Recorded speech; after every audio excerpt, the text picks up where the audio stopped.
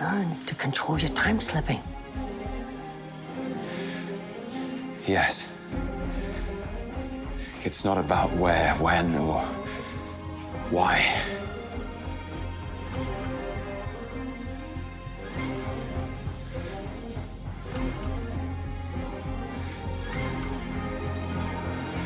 It's about who.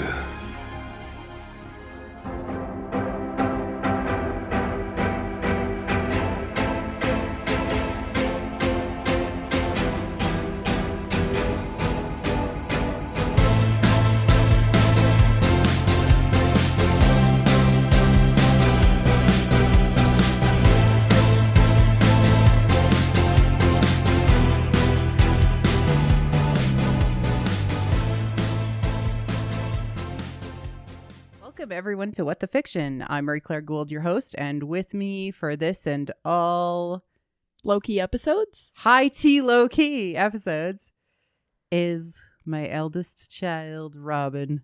Hi, I'm Robin. I am the connoisseur of Loki and high tea, apparently. Do you want to introduce everybody to what we will be consuming today? Yes, we will be having orange pico tea, which is if you get just like the generic steeped tea at Tim Hortons, that's what it is. And I will be having it in the double variety. We literally went out and bought the Tim Hortons tea. Makes me very happy. It's a very Canadian deep cut to say Tim Hortons and also the tea from the Tim Hortons. Yeah. Only Canadians will understand this. I also got a Terry's chocolate orange for helping out around the house, and I will be having orange pico tea and The way to your heart is through Terry's chocolate. oranges. I have a few orange slices. Mom will not be having any because she doesn't like it. I do not like it. Do you want me to pour you some tea here? Yes, I would Okay. like that very much. And today we are going to be covering. Oh, you just spilled all over. I did. I was trying to do too much. I should have let you just like pour Yeah. yourself. Today we are covering the 5th episode of the 2nd season, Science / Fiction. I think the season has overall actually been better than the first season. Really, I think I enjoyed the first season more, but I will reserve judgment until the end. I like this season better. That's fair. That's fine.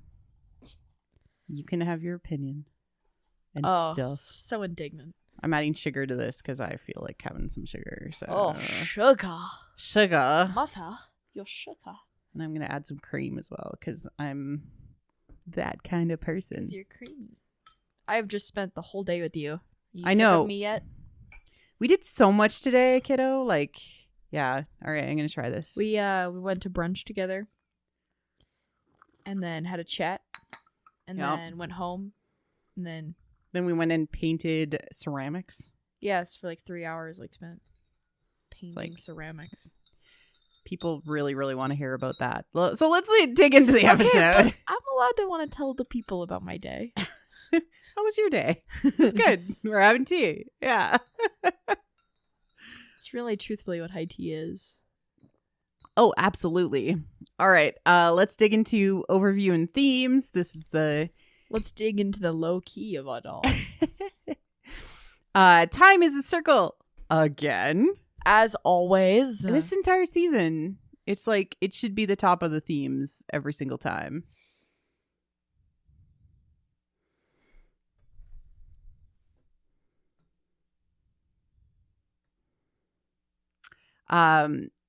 Hope is hard continued from last episode. Mm-hmm. I mean, yeah, that's a slightly newer theme of the show, Yep. but pretty consistent throughout both seasons. New to this, why do we fight, Robin? Why do we fight for our things? Yes. Yeah, why do we do what we do? I think that was present in last episode, but in a different way. Like why do we fight for institutions? It's connected to hope is hard, but this one is like why do we fight? Period. In some ways, science versus fiction. as the title probably implies. Which, I find super interesting because fiction is often how we dream ourselves out of bad situations. And science fiction is I know often... you do that. No, I meant like us as a society. I am aware. Not just me. But like science fiction is one of the ways that we've imagined a better world. Like the fact that we have cell phones was because they had communicators on Star Trek. So there's a lot of cool things with that. And then the power of Loki, the show, is the Who. And certainly found family as a sub bullet in that. Found family is super heavy in this episode. And like that ties back to like, why do we fight a lot? So why does Loki fight? Why does Loki fight? And again, this is like super centrally focused on Loki and his POV this whole episode and what is important to him. And I think that's appropriate because that's the point of the show, is him being the POV, him being the central character. Yeah, we've been dipping away from it. Now we're back at Loki. Which is and good. This episode really like feeds the fans and it feeds the plot, but like aside from Loki, we don't get much.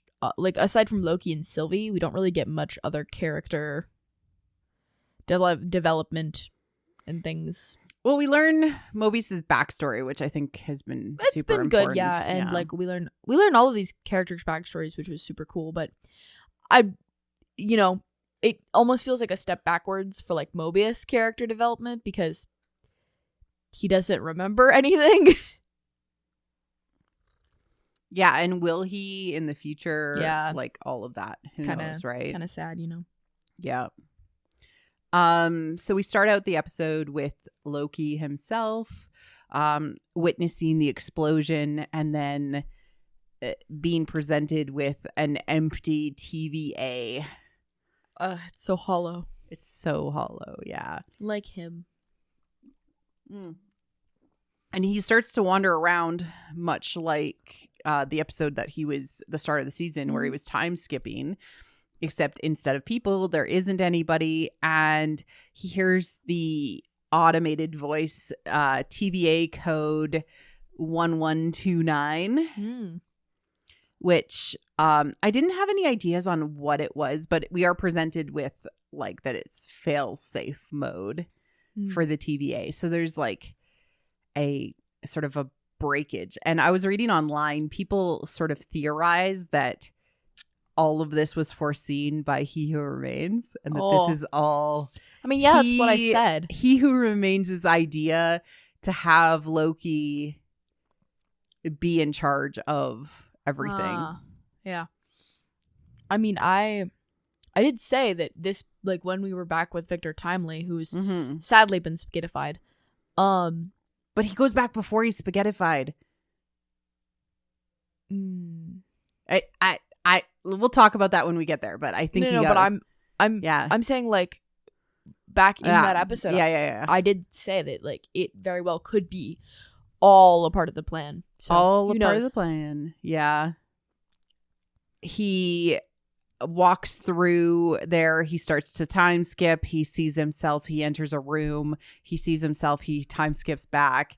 He now walks up to where he saw himself. He grabs the guidebook. He sees himself from the past. So he's like, he's seen himself in multiple ways from multiple angles. Oh, self-reflection. In a way. Yeah. And then, of course, we see that the timeline is having problems. It's horrifying. And everything is exploding into spaghetti.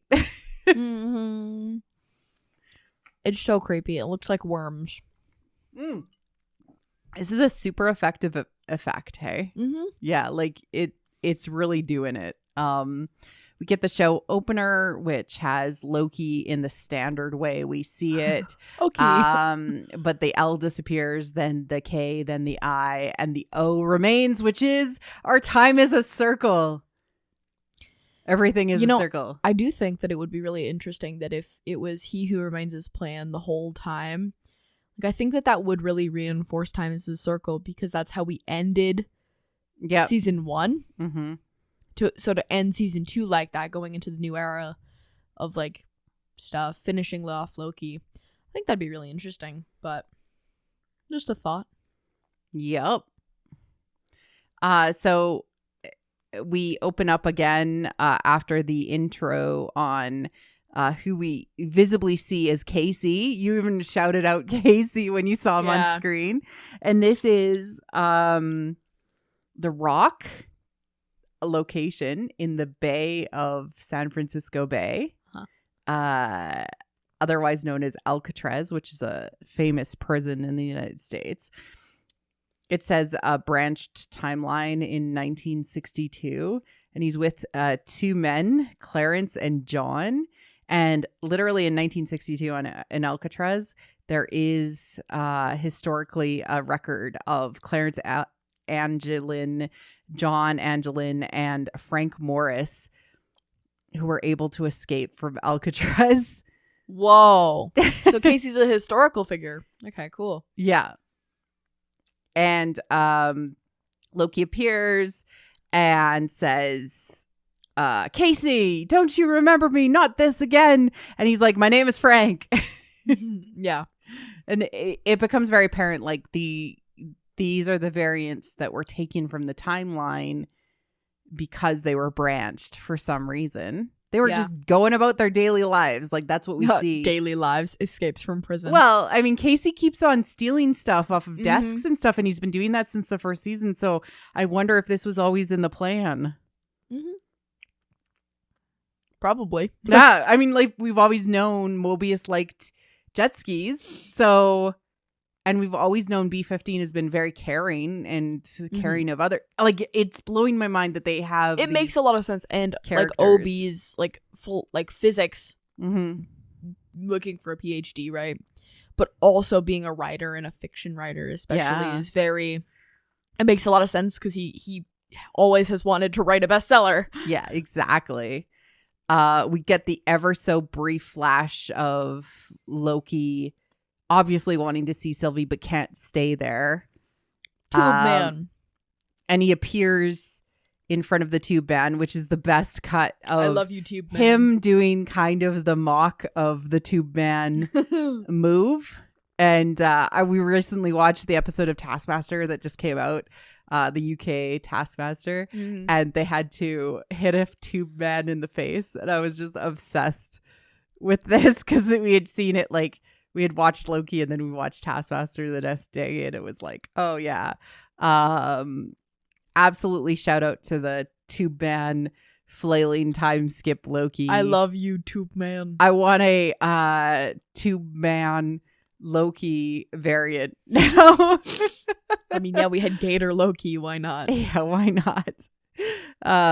Waiting for sausage finger but we find Loki. out that the tube man is actually in front of a place called Piranha Powerhouse. ... We will find out what that is in a second. I mean, we were watching it and we were like, I know what that is. Jet skis. And we were like, yes. The jet skis. Loki briefly appears in the Time Theater, which was the most important scene from the start of Loki season 1 because he got to experience and understand, like, what happened to his sacred timeline version of him. And I forgot he saw that. And, like, he cried because his mom died, and, like, and he died, and he had reconciled with his brother, and, like, he got to watch all of Thor Ragnarok. I know, right? Bro just sat there like, I said that. I resolved stuff.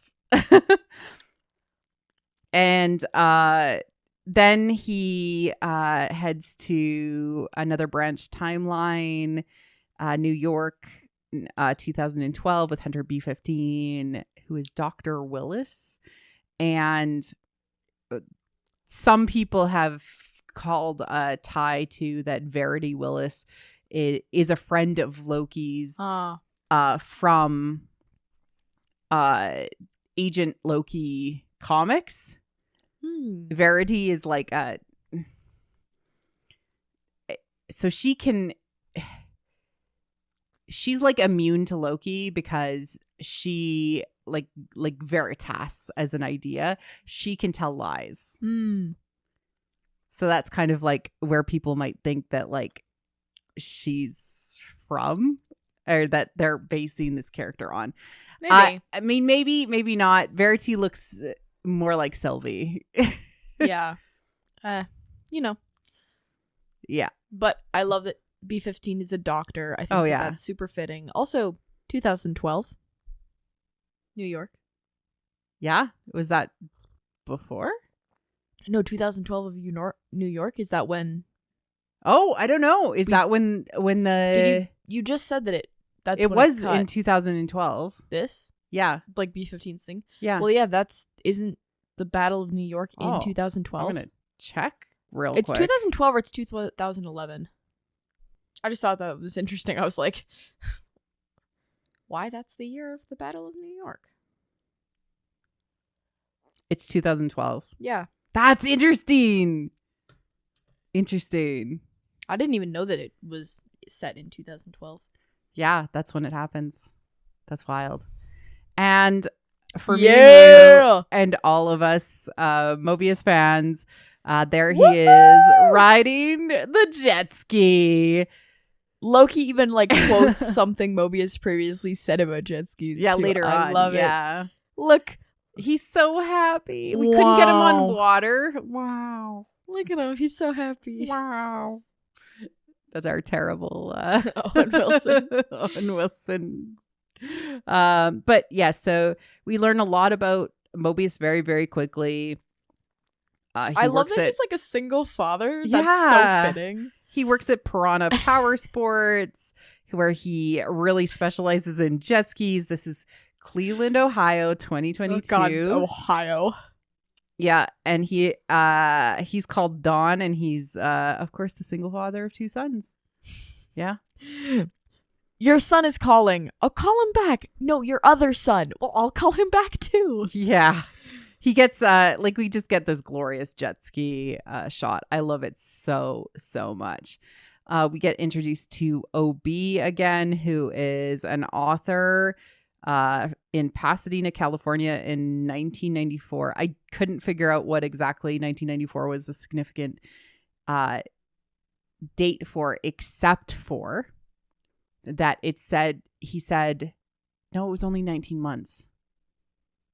It wasn't like 19 years. I don't know why 1994 was a significant number. But I do think that A.D. Doug is the name on his books. So that's his name, A.D. Doug. I think it was a reference to Douglas Adams, the author of Hitchhiker's Guide to the Galaxy, which, 42 was a reference last week. So yeah, sort of that kind of that's interesting. Playing on it. I mean, and isn't Hitchhiker's Guide to the Galaxy science fiction? I mean, it is. It's very comedic. It's not really. It is science fiction, but it's like very comedic. Well, science fiction silly. Doesn't have to be farcical. It's farcical. Doesn't have to be dystopian necessarily. No. Fair. It's just not very serious. Like, yeah. I mean, I think that there's effort to be made to say like it's science fiction. Yeah. Yeah. He wrote a book called The Zaratan Contingent, which the Zaratan created the Celestials, who created the Eternals. So, yeah, there's something in that. Mm-hmm. OB goes to his home, and we see that it's sort of like a hangar in the middle of nowhere that looks the same shape as his future lab in the basement of the TVA. It's like they picked it up and plopped it into the TVA. I will be serious, like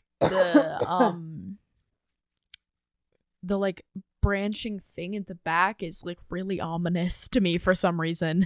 But it's in his lab too. It's the tubes that he communicates with all the rest of the TVA. Yeah, I'm aware of that. Like in the lab, it makes sense. It looks like the loom.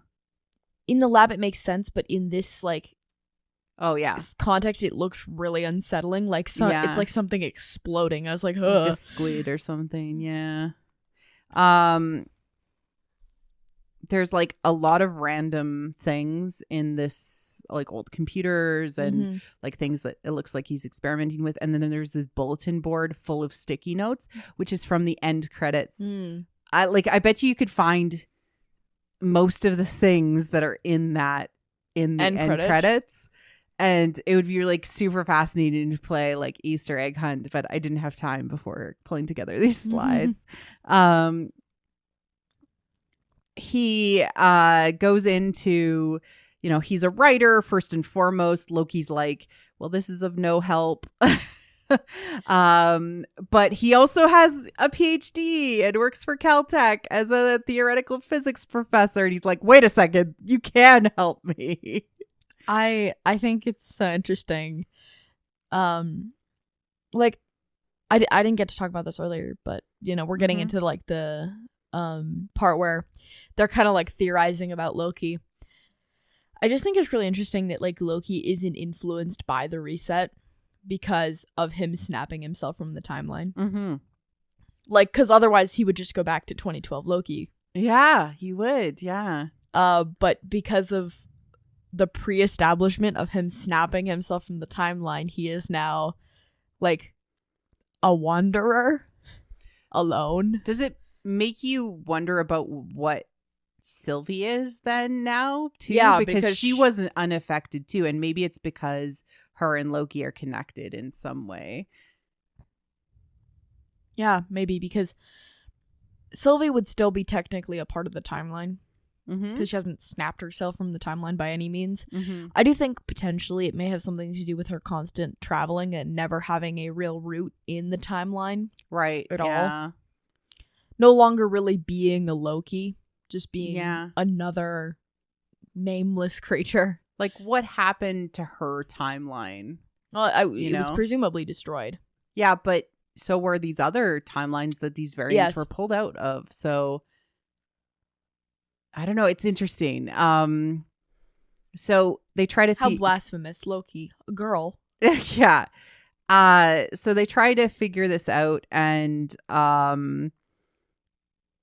love how Obi goes into, well, it doesn't sound like science. It sounds more like fiction. And what does fiction teach us, Robin? Oh, he sounds like you. It teaches us what is important. Like, you need to control your time slipping. Well, how? We already know the answer. Fiction tells us what is important to the human, not to the science aspect, right? Like, it's like soul versus science, kind of a spirit versus science. And so he's trying to explain like that, like, he can't control it. I can't control it. I can't control the time slipping. But he's like, it isn't random, to Loki's question, like saying it's random. He's like, no, but you keep on ending up with people you're looking for. So you know, if you, and then he starts to go into like practice, and this kind of reminded me of Star Wars. It reminded me of the scene with Yoda and Luke, and Luke's like, I don't believe this. There's no way you can lift the ship. And he's like, you know, like, because you're just like not in the right space. You don't believe in it, and you don't desire it enough, you know? And yeah, it just there is no instruction manual. It all has to be based on instinct. And so he has to go through sort of losing things to understand what he has to do, which I think is great. And then they're like, well, how do we get back to this place that doesn't exist in time and space? And Obi gives him a cup and then says, we got to get the gang back together. Which I was like, I don't know. This is like the best line. I love it. That's what I would title the episode. Get the gang back together. But using their temporal auras, he should be able to build a way for them to all get. Build a way. But essentially what Obi is telling him is you need to remember your friends and why they're important to you. And this entirely ties back to all of my BS that I talk about all the time, which is the way through the darkness, Robin, is listening to your heart and listening to what you love, seeking your joy. Because the temporal aura represents like this guiding light for Loki. And he doesn't end up needing the temporal pad. He doesn't need the science aspect of it. He needs the fiction. Bro needs the fiction. Exactly. God, I'm so happy with this episode. It makes me so happy. You were just brimming with joy to talk about it. And he's like, okay, we need to build the temp pad. And Obi's like, oh, this would take me, literal a lifetime. years. And he's like, well, here's the guidebook that I happened to grab when I was at the TVA. Made. And it's like a parallel between like him and Victor Timely. Yeah. And, like, he's just time is a circle. Time is a circle. This man wrote a book, and this book is so relevant. You wrote this book, did I? I did. Glad I wrote a bestseller. It's great. It's on every desk of the TVA. That makes him so happy.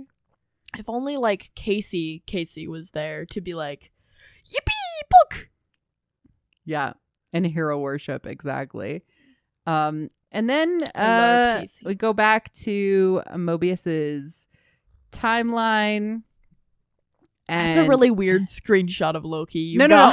I have to talk about this. So Loki time slips back to Mobius. Mobius is like cleaning up the yard. He does the classic dad. This I've literally said to you. Anything not in your room will be thrown away as if it is trash. I feel like I've said that to you. I mean, you and Dad have probably both said it to me at different points. It is such a classic, like, I'm a tired parent. Why do you have matches? I found them? Is that what he said? I stole them. Oh, I stole them. Oh my God, his kid. And if you go get your brother and stop him from burning down the house, I'll get you a puppy. Oh yeah, that was great. Oh, and a snake, he says. And I'm like, that reminds me of when Loki turned into a snake. I mean, Loki is like one of his like things is a snake. Yeah, and I was like, oh neat, that was cute. Snake eating its own tail. So he shows up, he sees this is Mobius, and then he fixes his hair. And so I wanted to call out the hair watch of Loki fixing his hair to talk to Mobius because he wanted to make a good impression. I'm gonna cry. You like that? They're my boys. Was that good? Yes. Okay, good. They're my boys. They talk. He's like, well, I don't have much use for a second jet ski since the wife is gone. Is long gone. Like, did she leave him? Did she die? What is happening? I feel like the implication is death by long gone. Right. But like, I mean, his kids him. could eventually ride on the jet skis. He's like, yeah, but they'll need like math tutoring and university. And then he's like, this is a beautiful fusion of form and function. Which is something his line. Mobius has like said before, probably. Absolutely. And I love them. They're my boys. Like instantly trying to jive and regain the friendship. And they start talking. Mobius is like, I can't help you, whatever this TVA thing is. I got my sons. But then he convinces him by showing him that he can take him to any time and place, and it's like he's never left. He can return him to this exact time and space, but everything is in danger and he needs his help. This just reminds me of Back to the Future. The call to action. Yeah, the call to adventure, right? And it just reminds me of Back to the Future at the end of Back to the Future when Doc Brown shows up and says, Marty, I need your help. It's like, what's wrong? We got to do something about your kids. Like it just reminds me of that, like out of nowhere. It's and very like I don't know, the call to adventure, classic hero's journey. Yeah, exactly. It is. It is a little. I really hate these kinds of narratives though, because it's so sad watching like it's how I feel about No Way Home. The like narrative of, oh, no one remembers me, I am all alone. I hate that. Right. It makes me so sad. I just don't. So to see one of my favorite shows play into that trope a little bit, like, makes me just distraught. I mean, and that's how I felt at the end of season 1. Say that it'll all work out and everything will be okay, and he could just return. But right now, if he doesn't come with him, everything will be in danger. Like, he's trying to like feel like there's a way home, but in some ways, like, yeah, there is some sacrifice that has to be made for everybody. That usually ends up happening and playing out. Or just also like calling someone by a name you knew them by but they don't know is like it makes me feel so icky. Like, Loki certainly has a problem with that. Yeah, he really does, because he calls like Brad X5. Like, he's not just like a name they refuse to be acknowledged by, but like a name that they don't know, that only you know.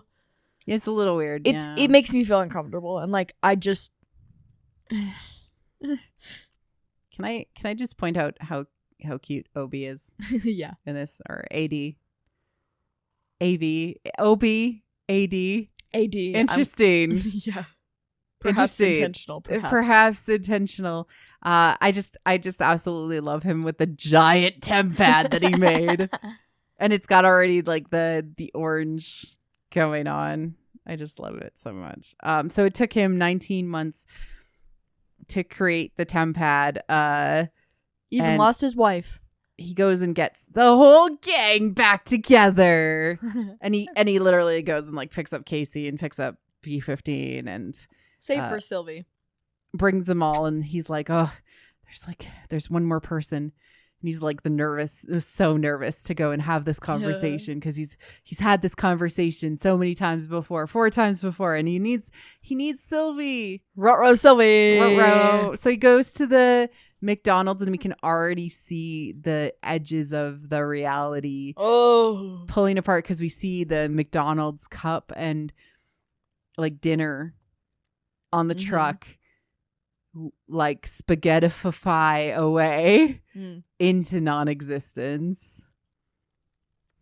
Right. That's why there was so many cuts to random objects disappearing. I was confused. Yeah. Like, it was a subtle thing until the I didn't even connect them. Record shop. Oh, yeah. Right? Well, I mean, it was a subtle thing until the very first beginning of the episode. Yeah, until, well, like in the timelines, it creeps in, like, where did that thing go? Right? And like, I was gonna, like, the whiskey glass in the next scene disappears and things like that. And it's like little things around them are disappearing. And he says to her, like, I know this won't make any sense, but I've got to talk to you. And she's like, I know who you are, Loki. And he's like, okay, but everything is falling apart and nothing makes sense anymore without you. And she's like, let's go for a drink. And they go to kind of like a pub, I guess, or a bar or a tavern. It's kind of a bar.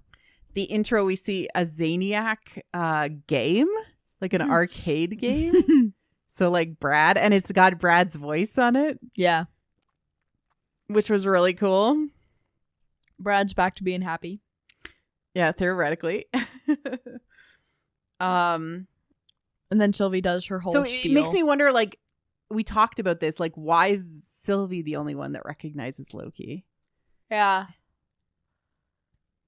Not sure.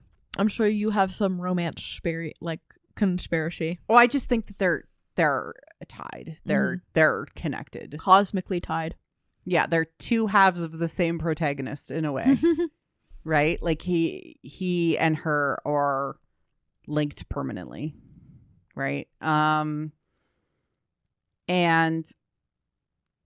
they have this really in-depth conversation about, you know, what she wants. And she wants to live. She wants the the chance to live. And this is really key to the queen archetype. Like they want to have the opportunity for peace and love and joy and family and things like that. I mean, and they don't find it wrong to want to protect that.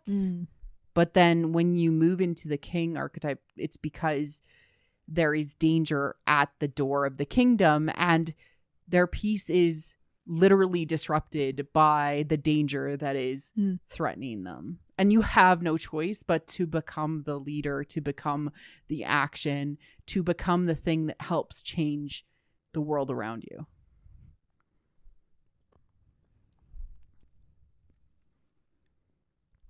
I think it also really makes sense for Sylvie's character because, like, Sylvie never got the chance to live. So this McDonald's little fantasy world that she's got going on is, like, the closest thing to it.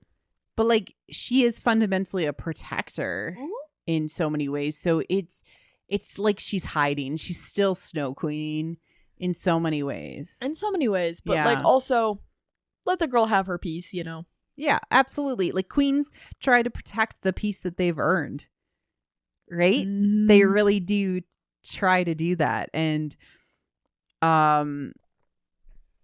Loki, she asks him, like, what do you want? And it takes so much pushing to, like, say, and, like, this is like such an in-depth, like, cool concept that is really hard for Star Wars to talk about. So it's interesting that it how we start to love the universe and others and society at large and have compassion for others is first by loving people that are close to us. Yes. And especially yourself. Yeah. And, like, I want my friends back. I don't want to be alone. And, like, that's loving something outside of yourself is the first step for having compassion for everybody. Yeah. You know? Previously, like, Loki would have been okay with, like, his loneliness. But, like, now that he's experienced friendship, like, love, friendship, yeah, family in a lot of ways, like, he can't deal with the loneliness anymore. Like, that's really what's pushing him to hunt for his friends. Yeah. And, like, it wants you, that desire, like, him being in the queen phase where he had family and friends. He had this found family. His peace is being disrupted. He's a king. Exactly. And he wants to protect the whole kingdom because it means he can also protect his family and the things that he loves. It's so cool and it's so neat to actually see it done. Yeah. And then, you know, Sylvie's like, you're selfish.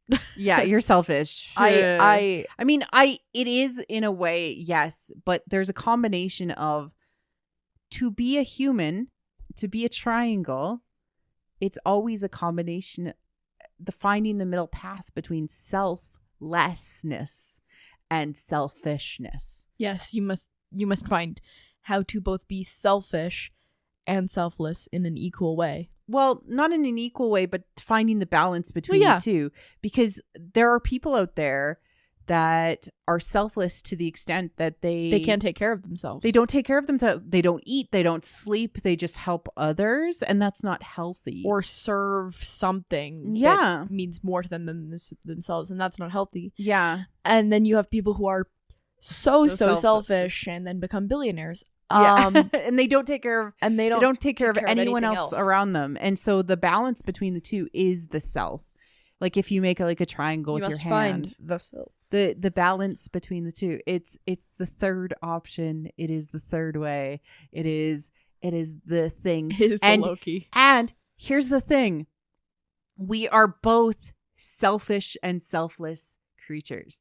And him going from selfishness to selflessness, somewhere in the middle, and still understanding you can still have selfish desires as well as help others, is the point. Like, I don't think Sylvia is fundamentally wrong, like, for saying that Loki's being selfish by wanting to get the gang back together. But she's also saying that that's okay. Yeah, she is in some ways. Yeah. She's not saying, like, don't do that. No. She's actually saying, like, free will is important. she's telling him not to telling judge him- her because no, of that. but she also is like, you shouldn't kidnap your friends just because you want something. yes, you shouldn't pull them out of the timeline Yeah. just because of that. Look at this. So Loki's world starts to fall apart a little bit as he leaves. Like the glass disappears before he can even have the shot of bourbon. Sylvie leaves and she is distraught. She goes to this record shop and like as soon as she turns on the record, like she looks broken when you look at her face in this shot. I love this shop though. It's so cool. Yeah. I looked a little bit at what record Sylvie is playing. Oh, cool. And it's from a band called The Velvet Underground, and the album is titled Loaded. And Loaded is a bit of a play on words. It means like both loaded on drugs and also like it's loaded full of attempts. The label that The Velvet Underground was like working for really wanted to hit like a best-selling single, like a hit single. And so it's, you know, the whole album is described to be like a ton of just like attempts at a single. Yeah. So it's like loaded full of that in that sense, and also like, yeah, like loaded full of drugs, which is pretty accurate to the like it'll make you better or it'll make you worse description that Lyle gives. Oh, interesting. Yeah. Yeah. The Velvet Underground was a band that was active from the 1960s to the 1990s. After the time that this album comes out, though, this is about their third album. A lot of the members of the group leave and then get replaced, and so people are like, stop considering it to be like the true band anymore. So yeah. The genres that the band like often aims at are like experimental art rock, avant-garde rock, and like prototype or like proto-punk. It's like before punk was really a thing. It's like, and Sylvie is listening to side 2, the third track on that side. And the track is entitled "Oh Sweet Nothing." Oh, interesting. Like, so it's very like nihilistic, and also it's the perfect song to like for everything to destroy, everything to disappear. And also has this like beautiful long lead in. Yeah. The screen grab I have is just after the guy who enters the shop disappears, and then the guy Lyle's like Lyle spills his coffee because the cup disappears, and then the coffee turns into ribbons. It's wild. Oh my god, this scene, and like he's like, Sylvie, and everything disappears, and she doesn't disappear, much like Loki didn't disappear when he it's almost like a repeat of the scene with all the ribbons around him. So like they are tied in some way. I was so interested because something about the imagery of Sylvie standing by this orange door like really got to me. So I was like, okay, what does that mean like in dreams? What does that mean like in general? Like what is the symbolism behind standing by an orange door? And I found this like one really sketchy website, but I feel like it really applies. Okay. It, like in my opinion, really applies. Standing by an orange door in dreams has been interpreted to mean to have seen something you shouldn't have. You're wasting your time. You know, you only have so much time. Oh, cool. And there is a dangerous woman present. Oh, interesting. I was just like, that is like weirdly accurate for this one niche scene. Like awesome. Yeah. And I love that the gradient is literally teal to orange on the walls. It's very... The orange door appears from the TVA like time door. Yeah. Right where the orange door is. Yeah, so I thought like orange door was super like... Oh, I love it. Yeah. I love that, and I also love that it's like basically like telling her she was looking at this orange door, which is literally like go back to Loki while she was listening to this thing in front of her. And that's the direction that she goes. Like, production designer, slow clap. It was very cool. I like the scene. I also really like the like records spinning. Oh, and then the like the things around it. Sweet nothing. Oh man. Yeah. So good. It was a great scene. This might be one of my top 10 like Loki scenes I've seen because it's so good. it's such brilliant like design, and Lyle is weirdly endearing despite the fact that he's like a side character. Yeah, like we barely see him, but like everybody in the town loves Sylvie. Hey, I mean, yeah, she really like endeared herself. I also think that like just props to that actor who played like Lyle. Yeah, like 2 seconds and we love him. Like, I mean, when you have like such good like writing, especially like, oh wow, you know, like look at that, like the line like I like it here better than I like it at home is so like character driven. Super cool. I like that. Like even what's the like Jack, I think his name is, like the guy that's like the little teen that manager at Jack, McDonald's that Sylvie interacts with. Like he has so much character. Just like they're giving these like side characters like these like tiny appearances, like tons of character. Out world. Like even the little girl that B15 interacts with. That like tons of and character. she's like you're I'm gonna write on this so you write on your cast so you don't forget, don't climb trees. And she's like, and you're not gonna listen to me. And she's like, haha, I'm still gonna climb trees. And like the mom, like this whole episode has like tons of character, tons of fleshing out. Like props to the writer. It's so good. You're like, this is a writer's work. Yeah. And Loki's like disillusioned because Sylvie didn't come with him, and he's like so distraught. This ends up being a denial of the call for him entering his king phase. No. Like and potentially sacrificing himself. Like we gotta like, because that's usually the end of the really king wants arc. to sacrifice himself. He really does, and it is the thing that the king needs to do. No. But he might not get to that point if he ends up being in control of the TVA, right? So I just like, it is something. But the denial of the call is like, you know, go back to your sons. You're fine without the TVA. You know, he's kind of like trying to give up before he even like is able to step through it, because the one person that he needs to like complete this journey, Sylvie, said no to him. And then she shows up, but it's almost too late, and she's like, the branches are dying. And this is her, I love her hair. Oh my god, yeah. This is her moment of, I'm stepping into like caring about the universe because there is no choice. You're stepping into king. The monsters are at the door, and they kind of join together to say, yes, we must do stuff.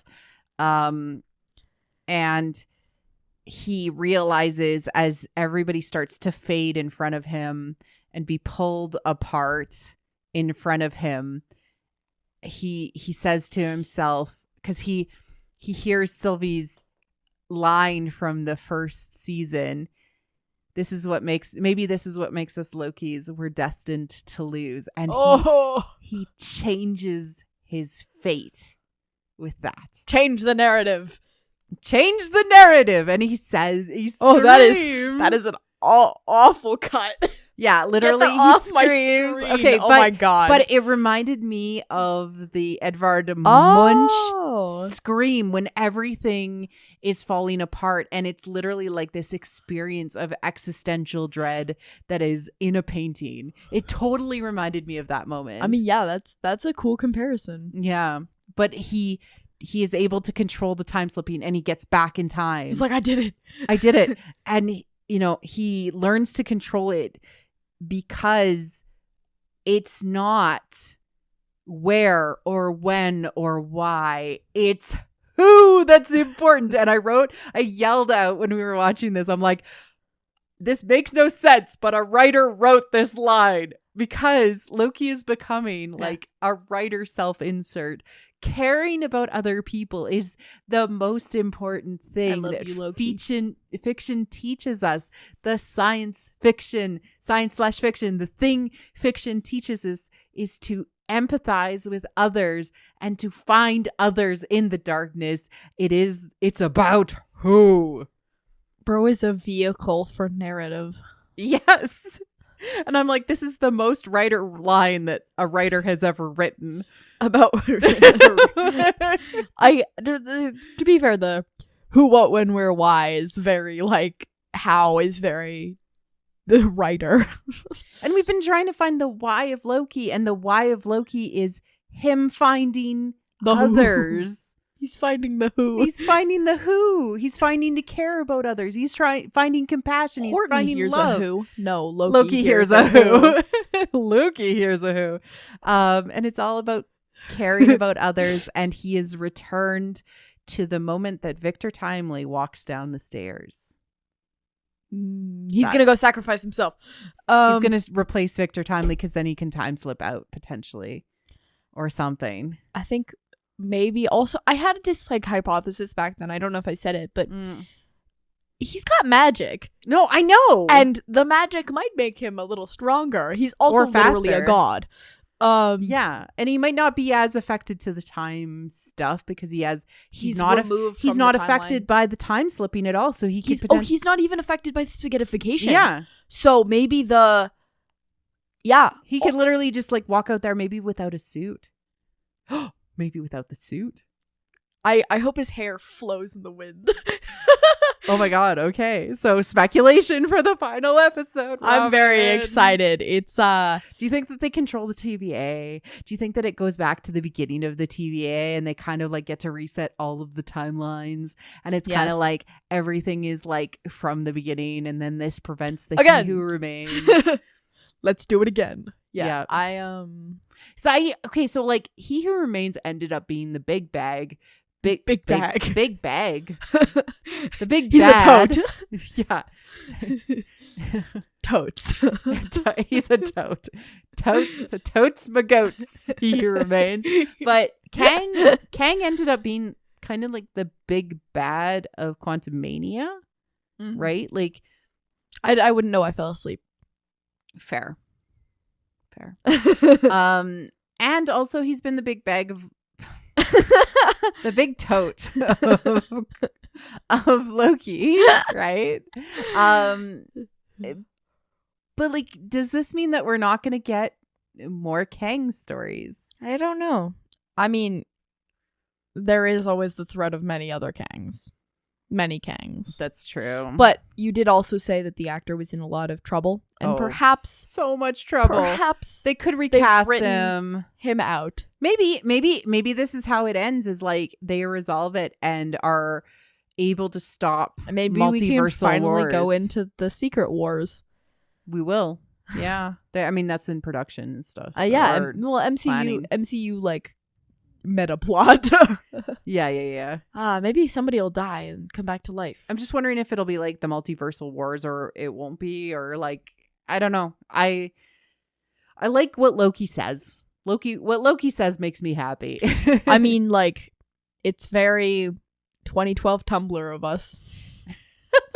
Like, I don't know. I feel like everything that is so, like, everyone's like obsessed with like David Tennant's Doctor again. Like it's everything that was in 2012 is due again. I mean, guys, New York 2012. Let's go. Let's go. I mean, all I want is Tom Hiddleston to be able to have scenes with Chris Hemsworth Thor again. Wait, isn't Chris Hemsworth's movie contract is up though, right? Yeah, but he said he would play Thor as long as they wanted him to. Aww. I don't know. Good. I mean, they've thought about bringing back Black Widow and Tony Stark, so I don't know. I mean, Black Widow always has more things to do. I would love it if they brought back Black Widow. Killing her was such a... I mean, what was Phase 4 defined by? Killing the amazing women in the MCU. Oh, God, don't remind me. All of them. Every woman. All the time. Yeah. Like, literally... Like, what the hell? Like, literally the Wakanda movie was just, like, women murder. Anyways, do we have beef with stage 4 of the MCU? Phase yes. 4 of the MCU? Yes, it has been the worst stage. Do we have beef with Loki? No. I love Loki. And I love Mobius. We love Loki. And we've had you know what? Heidi. If I don't get my Mobius character development in this final episode, I'm going to be so mad. Where do you So want to mad. see Mobius go. Because he needs to understand that he had something that was valuable to him. He needs to remember things and make the choice to like do the TVA and like. I want him to get to a place of more, of like a solid, more confidence, like more. I don't know because he like didn't want to look. He was avoiding. He was being a coward.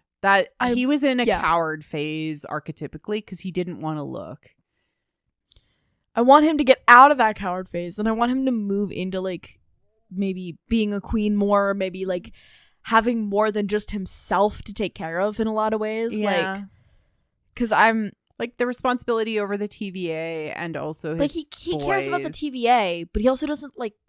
He cares about himself primarily, right? Like, he cares about Loki, but not in a way that's like, I'm going to protect you. In a way that's like, you are my friend, and therefore you are here. Yeah. I mean, he's sort of a flat character right now. Give him my depth. Oh. I know, but we just might not get there. We only have one episode left. Okay. This could be solved in fan fiction. But they've been building this like whole time, like lots of yelling at Mobius for being a coward. Like, yeah, no, you're right. So I feel like if we don't get some emotional payoff, it's going to be kind of like, I mean, him recognizing that he wanted to spend time with his boys was important. Even if he doesn't, I want him to know that he has. He needs to remember. Yes, you're right. He needed to have chosen. I think Loki, Loki taking him to see his boys would be so cool. Might be like such a good like end to the season. Yeah. Right? Like him taking him and like giving him all the memories and everything like that. This was your life. Yeah. That's what I want from Mobius. Otherwise, I want Loki to see Thor again. Okay. Whether or not that's... Would it be cool if he was actually in the end of the... It would be really cool. It would be really cool. Like... I don't know, Thor's been kind of on a multi-universal journey, traveling with the Guardians of the Galaxy, doing his thing. Yeah, and now he's like got like a space RV. You could do like multi-universe, like multiversal. Like, yeah. You could join the multiverse, Thor. That'd be super appreciated. Hang out with your brother, get some quality time in. It would just be really cool to see Thor in Loki. Really cool. I miss him. I would love to see Ragnarok. I would just love to see him like react to Loki still living. You're alive again? Again? You didn't die again? No, actually, I'm Loki from 2012, but I know everything that happened, and I know that you frickin' pulled the "my brother, he needs help" on me. Yeah. Yep. Yeah. This next, if they make another Thor movie, they better make a good one. You didn't like the last one? No, I did not like Love and Thunder. Oh, really? Oh. Did you like Love and Thunder? I liked 90%. They killed another woman of it. No, I mean, okay, so Phase 4 being bad because of all of that, but like I liked 90% of the movie. I think it had and like she's technically like not maybe dead, so I think it had like a good like lead in. But there was a certain point where it got like meh. I like the point where he gave his power to like all the little kids. That was really cool, and like they all had the power of Thor, and like the last 5 minutes again ruined the movie for me. But again, she could still be alive, so Phase 4 was so meh. All right, no, Phase 4 like really like you deserve what you got, Marvel, for killing all the women. No one's gonna hear this. All right, we're at the end of the episode. You better cut this, please. Why? Oh, okay. Keep our ranting about how much we hate Phase 4. Anyone that has listened to our podcast before knows that I am not happy with all of the... I noticed it, and it made me so angry. Yes, we've talked about it every single time. Aunt May. Oh, don't remind me. Like every movie, Kobe Smothers' character. Oh, right. In Secret Invasion. right? I don't think I watched No, Secret I didn't Invasion. watch it because I saw her freaking die and I was like, no way, I'm not watching the rest of this. No, but I liked her. Everybody liked her. She wasn't in a lot of movies, but she was like there, and I was like, oh my god, that's Robin. Yeah. Yeah. Oh, what? I hate that. Yeah. Yeah. Ugh, we're just so done. We're so done. All right. Well, Excited for next week. so Yay. excited. Yay, Loki. Yay, Loki. Yay, Loki. Screw you, rest of 4. I want good movies with no femme death. Yeah. Is it too much to ask? I guess so. I guess so. Kill the women. Sure, that'll motivate our men. Yep, exactly. All right. Well, this has been High Tea Loki for What the Fiction. Any final words, Robin? Thank you guys for listening. Whoever's out there. Thanks that one person that complimented my mom on Twitter. Yeah. Yeah. Love the people. Excited for get this to be released publicly so everyone can hear it. As soon as the writer's strike is over, Yeah, as you will soon as it know. is If over. you hear this and you are not part of the Patreon, It is over. It is over. So, much love to everyone who's listened, and we will be back for the final episode next week. Bye. Bye.